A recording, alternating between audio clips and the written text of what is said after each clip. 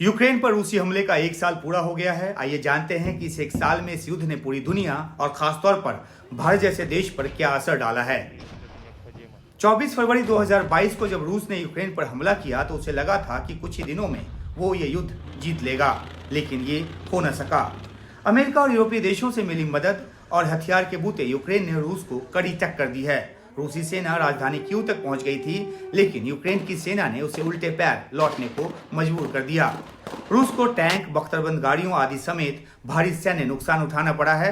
Ukraine ने अपने 13,000 से अधिक सैनिकों के मारे जाने की बात कबूली है, जबकि उसका दावा है कि रूस के 90,000 से अधिक सैनिक उसने मार गिराए हैं, जबकि रूस ने अपने महज 6,000 सैनिकों की मौत की बात कबूली है।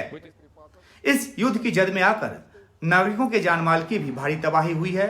संयुक्त राष्ट्र मानवाधिकार संगठन के मुताबिक इस युद्ध में अब तक करीब 8,000 नागरिकों की मौत हो चुकी है और 14,000 के करीब घायल हुए हैं। हालांकि यह आंकड़ा और बड़ा हो सकता है। लाखों लोग शरणार्थी के तौर पर दूसरे देशों में जाने को मजबूर हुए हैं। लुहांस्क और डोनेत्स्क के अलावा रूस ने यूक्रेन के ज़पोरिजिया और खेर्सन जैसे क्षेत्रों को भी अलग करने की कोशिश की, लेकिन यूक्रेन की सेना ने कई इलाकों से उसे वापस खदेड़ दिया है। इस युद्ध की वजह से यूक्रेन के कई शहर में भारी तबाही मची है। नुकसान तो रूस को भी उठाना पड़ा है। दुनिया के दूसरे देशों पर भी इस युद्ध का भारी आर्थिक असर पड़ा है। रूस और यूक्रेन दोनों गेहूं के बड़े उत्पादक और निर्यातक देश हैं। युद्ध के चलते गेहूं के साथ साथ तेल और गैस का निर्यात भी बाधित हुआ है। ब्लैक सी के जरिए मालवाहक जहाजों की आवाजाही पर असर पड़ा है। इससे दुनिया के देशों में जरूरी चीजों की किल्लत बढ़ी है और उसके साथ ही महंगाई भी बढ़ी है।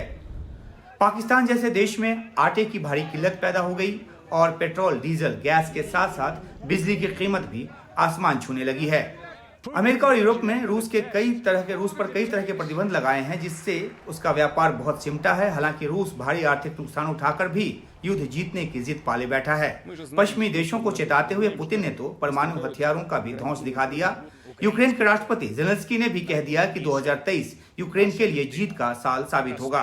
उधर अमेरिकी राष्ट्रपति जो बाइडेन ने कीव का दौरा कर पुतिन को संदेश दिया कि अमेरिका पूरी तरह से यूक्रेन के साथ है। अब आइए समझते हैं कि भारत ने खुद को इस युद्ध के बीच कैसे पोजीशन किया है। अमेरिका और यूरोपीय देशों के रुख से अलग भारत ने एक तटस्थ देश की भूमिका निभाने की कोशिश की है। भारत ने बार बार कहा है कि वो युद्ध, नागरिकों के ऊपर हमले और किसी देश की जमीन को कब्जा किए जाने के खिलाफ है। लेकिन भारत की दलील ये भी रही है कि कोई भी अस्थायी समाधान दोनों पक्षों को साथ लेकर ही किया जा सकता है। भारत के प्रधानमंत्री नरेंद्र मोदी रूस के राष्ट्रपति पुतिन और यूक्रेन के राष्ट्रपति ज़ेलेंस्की के साथ कई बार बातचीत कर चुके हैं और बातचीत के जरिए स्थायी शांति की दिशा में आगे बढ़ने की अपील भी कर चुके हैं। भारत ने अमेरिका और यूरोपीय देशों के दबाव के आगे झुकने से मना करते हुए रूस से तेल खरीदना जारी रखा है, बल्कि रूस से तेल का आयात तो और ज्यादा बढ़ा ही है। रूस ने तेल की कीमत में बड़ी रियायत भी दी है। भारत के विदेश मंत्री एस जयशंकर कई मौकों पर यह साफ कर चुके हैं कि भारत अपने देश की जनता की भलाई के लिए कदम उठाता रहेगा। उन्होंने पश्चिमी देशों को कई बार खरी खोटी भी सुनाई है, जो खुद रूस से तेल और गैस लेते रहे हैं, और वहीं दूसरी तरफ आतंक पालने वाले देश पाकिस्तान को, जो कि भारत का पड़ोसी मुल्क भी है और भारत के खिलाफ आतंकी जो हमले हैं वो भी करवाता रहा है, उसको वो हथियार देते रहे हैं। अहम बात यह है कि यूक्रेन युद्ध को लेकर भारत के अब तक के रुख को यूक्रेन और रूस दोनों ही देशों ने आलोचना नहीं की है, बल्कि दोनों देशों ने सराहा ही है। यह अलग बात है कि दोनों ही देश भारत को पूरी तरह से अपनी तरफ करने की कोशिश में हैं।